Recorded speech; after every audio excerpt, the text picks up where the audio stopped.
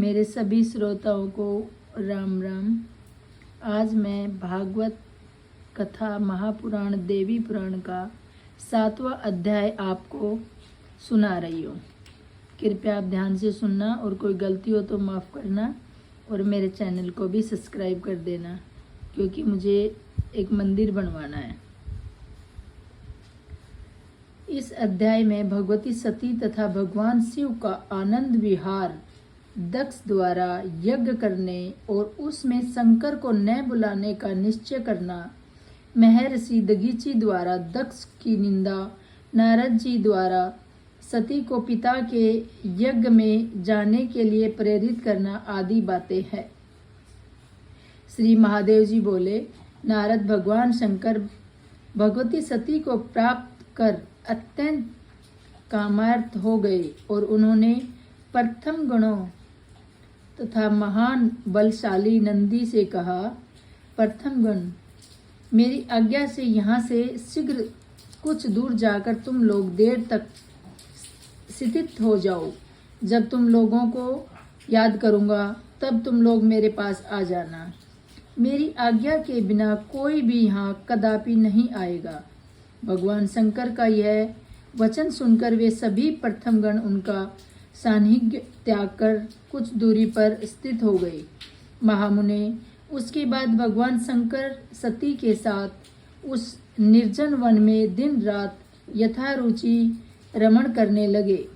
एक बार उन्होंने वन के फूलों को लाकर उनकी सुंदर माला बनाई तथा सती को समर्पित करके वे कौतूहलपूर्वक उन्हें देखने लगे। कभी वे प्रेमवश खिले हुए कमल की तरह सती के सुंदर मुख को आदरपूर्वक हाथ से सहलाते थे और कभी इच्छा अनुसार पर्वत की कंदराओं में, कभी पुष्प वाटिका में और कभी सरोवर के किनारे रमण करते थे। इस प्रकार भगवान शंकर सती के अतिरिक्त तथा भगवती सती शिव के अतिरिक्त एक पल भी दूरी और दृष्टि नहीं डालते थे। नारद भगवान शंकर भगवती सती के साथ कभी कैलाश पर्वत पर चले जाते तो कभी उस श्रेष्ठ हिमालय पर्वत के जिस किसी शिखर पर सती के साथ फिर पहुंच जाते। महामते, इस प्रकार सती के साथ विहार करते हुए भगवान शंकर को 10,000 वर्ष व्यतीत हो गए तथा उन्हें दिन रात का भी भान न रहा। इस प्रकार अपनी माया से महादेव को मोहित करके त्रिलोक की मोहिनी भगवती सती हिमालय के शिखर पर विराजती रही। मेनका भाग्यवती सती के पास नित्य जाकर उचित समय जानकर भक्ति पूर्वक निरंतर उन्हें पुत्री रूप में पाने की प्रार्थना करती थी। हिमालय की पत्नी मेनका ने शुक्ल पक्ष के महाअष्टमी के दिन उपवास पूर्वक व्रत का आरंभ किया। पुण्य 1 वर्ष तक शुक्ल पक्ष की महाअष्टमी के दिन विविध पूर्वक भगवती सती की पूजा करके पुण्य महाअष्टमी को उपवास करके व्रत का समापन किया। तब शंकर की भार्या सती ने प्रसन्न होकर वह यही अंगीकार कर लिया कि मैं आपकी पुत्री के रूप में आविर्भूत होंगी, मतलब जन्म लूंगी, इसमें संदेह नहीं है। सती का यह वचन सुनकर मेनका का चित्त प्रसन्न हो गया। वे दिन रात सती का ध्यान करके हिमालय के भवन में रहने लगी थी। नारद, वे दक्ष अज्ञानवश प्रतिदिन शंकर की निंदा करते थे और शंकर जी भी उन प्रजापति दक्ष को सम्मान का पात्र नहीं मानते थे। मुनिश्रेष्ठ शिव तथा प्रजापति दक्ष के बीच एक दूसरे के प्रति इस प्रकार का महान अद्भुत वैमनस्य हो गया। मुने, एक बार ब्रह्मपुत्र नारद ने दक्ष प्रजापति के यहाँ आकर उनसे यह बात कही, प्रजापते, आप जिस महेश्वर की प्रतिदिन निंदा करते हैं वे उससे कुपित होकर जो करना चाहते हैं उसे आप सुन लीजिए। वे शिव अपने भूत गणों के साथ आपके घर आपके नगर में आकर भस्म तथा हड्डियों की वर्षा करके निश्चय ही कुल सहित आपका नाश कर देंगे। आपसे स्नेह के कारण ही मैंने आपसे यह बताया, इसे आप कभी प्रकाशित ना करें। अब आप अपने विद्वान मंत्रियों के साथ इसके उपाय के लिए विचार विमर्श कीजिए। ऐसा कहकर वे नारद आकाश मार्ग से अपने स्थान को चले गए। इधर दक्ष प्रजापति ने सभी मंत्रियों को बुलाकर यह कहा, मंत्रीगण, आप लोग तो सदा से मेरा हित करने वाले रहे, किंतु मेरे शत्रु के क्रियाकलाप का किसी ने ध्यान नहीं रखा। महर्षि नारद ने मेरे पास आकर ऐसा कहा, शिव अपने समस्त भूतगणों के साथ मेरे पुर में आकर भस्म हड्डी और रक्त की पुष्टि करेगा और इन्हें संदेश नहीं। तो फिर इस संबंध में मुझे इस समय जो करना हो उसे आप लोग बताइए। महामुने दक्ष की यह बात सुनकर वे सभी मंत्री भय से व्याकुल हो उठे और उन्होंने यह वचन कहने लगे। मंत्रियों ने कहा, देव आदिदेव शिव ऐसा क्यों करेंगे? हम लोग उनकी इस अनीति का कारण नहीं समझ पा रहे हैं। आप तो बुद्धिमानों में श्रेष्ठ तथा सभी शास्त्रों के ज्ञाता हैं। आप यथोचित आज्ञा दीजिए। इसके बाद हम लोग के द्वारा कल्याणकारी साधना अनुष्ठान किए जाएंगे। दक्ष बोले, शमशान में निवास करने वाले और भूतगणों के अधिपति शिव को छोड़कर अन्य सभी देवताओं को बुलाकर मैं यज्ञ का आयोजन करूंगा और समस्त विघ्नों का नाश करने वाले यजेश्वर भगवान विष्णु को संरक्षण में विष्णु को बुलाऊंगा। उनके पापा ने कहा, बनाकर मैं प्रयत्न पूर्वक यज्ञ संपन्न करूंगा। इस प्रकार पुण्य यज्ञ का आरंभ हो जाने पर यह भूतिपति शिव मेरे पुण्य कर्मों युक्त नगर में कैसे आ पाएगा? श्री महादेव जी बोले, तब दक्ष प्रजापति के ऐसा कहने पर भय के कारण उन मंत्रियों ने दक्ष प्रजापति से कहा, महाराज यह ठीक ही है। तत्पश्चात श्री क्षीर सागर के तट पर पहुंचकर दक्ष प्रजापति ने भगवान विष्णु से यज्ञ की रक्षा के लिए प्रार्थना की। तब परम पूज्य भगवान विष्णु प्रसन्न होकर यज्ञ की रक्षा के लिए उन दक्ष के पुर में स्वयं पहुंच गए। उसके बाद दक्ष ने इंद्र आदि प्रधान देवता, ब्रह्मा, वेद, देव ऋषियों, प्रधान महर्षियों, प्रधान दक्षों, गंधर्वों, पितरों, दैत्यों, किन्नरों तथा पर्वतों को निमंत्रण किया। मुने दक्ष ने उस यजा महोत्सव में सभी को बुलाया, किंतु विद्वेष के कारण शिव को तथा उसकी पत्नी सती को छोड़ दिया था। दक्ष प्रजापति ने उन सभी लोगों से कहा, मैंने अपने यज्ञ महोत्सव में शिव तथा उनकी प्रिय पत्नी सती को नहीं बुलाया है। जो लोग इस यज्ञ में नहीं आएंगे वो यजमान से वंचित हो जाएंगे। स्वयं सनातन परम पुरुष भगवान विष्णु मेरे यज्ञ की रक्षा के लिए यहाँ आए हुए हैं, इसलिए आप सभी लोग भय मुक्त होकर मेरे यज्ञ में आइए। इस प्रकार उन दक्ष का वचन सुनकर भयभीत हुए देवता आदि सभी शिव विहीन होने पर भी उस यज्ञ सभा में आ गए। यज्ञ की रक्षा करने में तत्पर भगवान विष्णु को आया हुआ सुनकर सभी देवता तथा अन्य भी शिव को से भय रहित हो गए। दक्ष ने सती को छोड़कर अदिति आदि सभी पुत्रियों को आदरपूर्वक बुलाकर उन्हें पुष्प, काल, वस्त्र और आभूषणों से संतुष्ट किया। मुने उन्हें यज्ञ के निर्मित महान पर्वत के समान अन्नों का संचय किया एवं दूध, दही, घी आदि की बड़ी बड़ी नदियां बहा दी। इस प्रकार प्रजापति दक्ष ने यज्ञ के लिए जो वस्तु तथा द्रव अपेक्षित थे उनका संचय कर इकट्ठा कर डाला। उन्होंने रस सामग्रियां का सागर सदृश तथा पदार्थों का पर्वत सदृश संचय कर दिया, सारी चीज़ों को इकट्ठा कर दिया। इसके बाद यज्ञ आरंभ हुआ।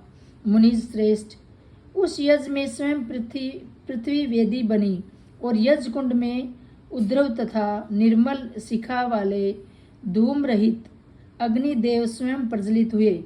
जो लोग उस यज्ञ में वेद पाठ के लिए नियुक्त किए गए थे वे सब के सब आसन पर विराजमान हो गए।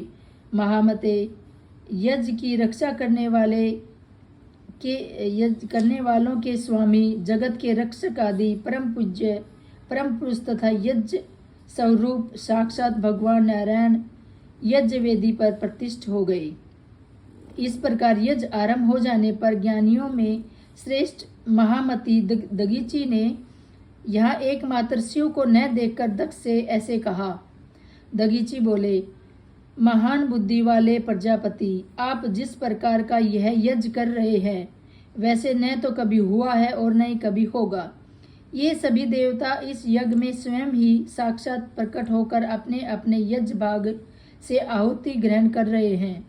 इस यज्ञ में सभी प्राणी तो आए हुए दिखाई दे रहे हैं, किंतु देवताओं के अधिपति शंभु क्यों नहीं दिखाई दे रहे? तो दक्ष बोले, मुनिश्रेष्ठ, मैंने उन महेश्वरों को इस यज्ञ में बुलाया नहीं था, अतः वे इस पुण्य यज्ञ में नहीं दिखाई दे रहे। दगची बोले, प्रजापति, जैसे विविध रत्नों से भली भांति विभूषित होने पर भी प्राण विहीन शरीर बिल्कुल सुशोभित नहीं होता, वैसे ही महोदय के बिना आपका यह यज्ञ शमशान की भांति दिखाई दे रहा है। दक्ष बोले, दुष्ट ब्राह्मण, तुम्हें यहाँ किसने बुलाया और तुम यहाँ से क्यों आए हो? तुमने किसने पूछा है कि तुम इस प्रकार बोल रहे हो? दगीची बोले, मैं तुम्हें इस अनिष्टकारी यज्ञ में तुम्हारे द्वारा बुलाया जाऊं या ना बुलाया जाऊं, किंतु यदि मेरी बात मानो तो सदा शिव महादेव को बुला लो, क्योंकि शिव विहीन किया गया यज्ञ फलदायक नहीं होता। जिस प्रकार अर्थ से रहित वाक्य, वेद ज्ञान से शून्य ब्राह्मण तथा गंगा से रहित देश व्यर्थ होता है, उसी प्रकार शिव के बिना यज्ञ निष्फल होता है। जैसे पति के बिना स्त्री का और पुत्र के बिना गृहस्थ का जीवन व्यर्थ है, और जैसे निर्धनों की आकांक्षाएं व्यर्थ, वैसे ही शिव के बिना यज्ञ व्यर्थ।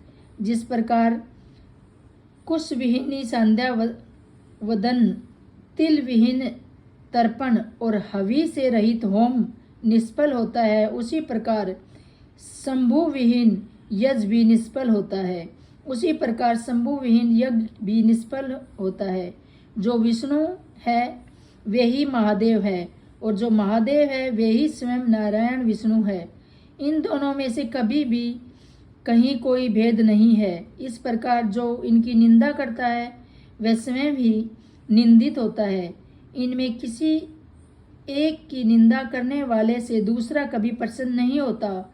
शिव को अपमानित करने की कामना से युक्त होकर तुम जो यह यज्ञ कर रहे हो, इससे अत्यंत कुपित होकर वे शंभु तुम्हारा यज्ञ नष्ट कर देंगे।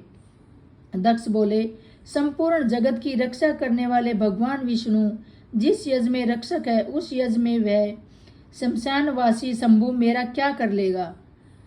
प्रेत भूमि से प्रेम करने वाला वह शिव यदि मेरे यज्ञ में आएगा तो भगवान विष्णु अपने चक्र से तुम्हारे शिव को रोक लेंगे। दगीची बोले, ये अविनाशी पुरुष भगवान विष्णु तुम्हारी तरह मूर्ख नहीं है, जो कि विमोहित होकर तुम्हारे लिए स्वयं युद्ध करेंगे। जिन विष्णु को तुम भगवान शिव से यज्ञ की रक्षा के लिए यहाँ आया हुआ देख रहे हो, मैं जिस प्रकार यज्ञ की रक्षा करेंगे उसे तुम अपनी आंखों से ही शीघ्र देखोगे।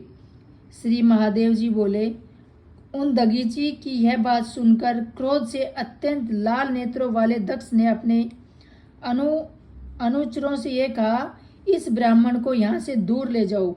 मुनि श्रेष्ठ दगीची भी उस दक्ष की बात पर हंस पड़े और बोले, अरे मूढ़, तुम मुझे क्या दूर करोगे? तुम तो स्वयं ही अपने कल्याण से दूर हो गए हो। दुर्मति, भगवान शिव के क्रोध से उत्पन्न दंड तुम्हारे सिर पर शीघ्र ही गिरेगा, इसमें कोई संदेह नहीं है। ऐसा कहकर मध्यमकालीन सूर्य के समान तेज संपन्न तथा क्रोध से लाल नेत्रों वाले मुनि श्रेष्ठ दगीची सभा के माध्यम से निकल गए। तत्पश्चात शिव तत्व को जानने वाले दुर्वासा, वामदेव, च्यवन, गौतम आदि समस्त ऋषिगण भी वहां से उठकर चल दिए। उन सभी ऋषियों के चले जाने पर दक्ष ने शेष ब्राह्मणों को दूनी दक्षिणा देकर महान यज्ञ आरंभ किया। नारद सभी बंधुओं के कहने पर भी उस दक्ष ने सती को यज्ञ में किसी प्रकार नहीं बुलाया। उसी अत्यंत क्षीण पुण्य वाले दक्ष ने उस पर प्रकृति का घोर अपमान किया। दक्ष प्रजापति तो उसी समय महामाई तरूपणी जगदम्बा के द्वारा ठग लिए गए। इसके बाद गिरिराज हिमालय पर भगवान शिव के पास विराजमान सर्वज्ञा जगदम्बिका यह सब बातें जान गई और वे विचार करने लगी। मुझे पुत्री रूप में प्राप्त करने के लिए गिरिराज हिमालय की पत्नी मैना ने विनम्रता पूर्वक प्रेम भाव से सच्ची भक्ति के साथ मेरी प्रार्थना की थी। मैंने उसे स्वीकार कर लिया था कि मैं उनकी पुत्री के रूप में निसंदेह जन्म लूंगी। उसी प्रकार पूर्व काल में जब दक्ष प्रजापति ने मुझे पुत्री रूप में पाने के लिए मुझसे प्रार्थना की थी, तब मैंने उनसे कहा था कि जब मेरे प्रति आपका आदर भाव कम हो जाएगा तब उसका पुण्य क्षीण हो जाएगा। उस समय अपनी माया से आपको मोहित करके मैं निश्चित रूप से आपका त्याग कर दूंगी। तो वह समय आ गया है। इस समय मेरी प्रति अनादर भाव वाले दक्ष प्रजापति का पुण्य नष्ट हो चुका है, अतः अपनी लीला से उसका परित्याग कर मैं अपने स्थान को चली जाऊंगी। तदंतर हिमालय के घर में जन्म लेकर एकमात्र प्राण बल्लभ दिवेश महेश्वर शिव को पति रूप में फिर प्राप्त करूंगी। इस प्रकार अपने मन में विचार करके दक्ष पुत्री माहेश्वरी सती उस क्षण की प्रतीक्षा करने लगी जब दक्ष के यज्ञ का विनाश होगा। उसी समय ब्रह्मपुत्र नारद दक्ष के घर से वहीं पर आ गए। वहां भगवान शिव विराजमान थे। तीनों नेत्रों वाले देवादिदेव शिव की ओर 3 बार परिक्रमा करके नारद ने कहा, उस दक्ष ने अपने उस महायज्ञ में सभी को बुलाया। देवता, मनुष्य, गंधर्व, किन्नर, नाग, पर्वत तथा अन्य जो भी प्राणी स्वर्ग, मृत्युलोक और रसताल में है, उन सभी को उन्होंने बुलाया। केवल आप दोनों शिव सती को छोड़ दिया। उस प्रजापति दक्ष की पुरी को आप दोनों से रहित देखकर उसका परित्याग करके दुखी मन से मैं आपके पास आया हूँ। आप दोनों का वहाँ जाना उचित है, अतः आप विलंब मत कीजिए। शिवजी बोले, हम दोनों के वहाँ जाने का प्रयोजन ही क्या है? जैसी उनकी रुचि हो उसी के अनुसार मैं प्रजापति दक्ष हम दोनों के वहाँ जाने का प्रयोजन ही क्या है? जैसे उनकी रुचि हो उनके अनुसार ही प्रजापति दक्ष अपना यज्ञ करेंगे। नारद जी बोले, यदि वे दक्ष आपके अपमान की इच्छा करते हुए वह महान यज्ञ संपन्न करते हैं तो उनसे आपके प्रति लोक में अनादर का भाव उत्पन्न हो जाएगा। परमेश्वर यह जान करके आप या तो अपना यज्ञ भंग कर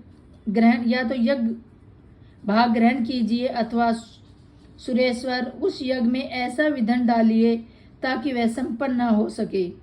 शिवजी बोले, वहाँ न मैं जाऊंगा और न तो मेरी प्राण प्रिय यह सती ही जाएगी। वहाँ पहुँचने पर भी वे दक्ष मुझे यज्ञ भाग नहीं देंगे। श्री महादेव जी बोले, तब शिवजी के ऐसा कहने पर महर्षि नारद ने सती से कहा, जग जननी, उस यज्ञ में आपका जाना तो उचित है। अपने पिता के घर में यज्ञो महोत्सव होने का समाचार सुनकर कोई कन्या धर्म धारण कर घर में भला कैसे रह सकती है? जो आपकी सभी दिव्य बहनें हैं वे यज्ञ में आई हुई है। और दक्ष ने उन सभी को सोने आदि आभूषण प्रदान किए हैं। सुरेश्वरी जगदम्बिके अभिमान के कारण जिस प्रकार उन्होंने एकमात्र आपको नहीं बुलाया, उसी प्रकार आप भी उनके घमंड को नष्ट करने का प्रयत्न कीजिए। मान तथा अपमान के प्रति समभाव वाले परम योगी शिव ने तो अपने यज्ञ में जाएंगे और न ही विघ्न ही पैदा करेंगे। तदनुसार दक्ष पुत्री सती से ऐसा कहकर महर्षि नारद ने शिव को प्रणाम करके पुण्य यज्ञ प्रजापति के घर के लिए प्रस्थान किया। इस प्रकार श्रीमती भागवत पुराण के अंतर्गत श्री शिव नारद संवाद के दक्ष प्रजापति यज्ञ वर्णन नामक 7वां अध्याय पूर्ण हुआ। नमस्कार सबको।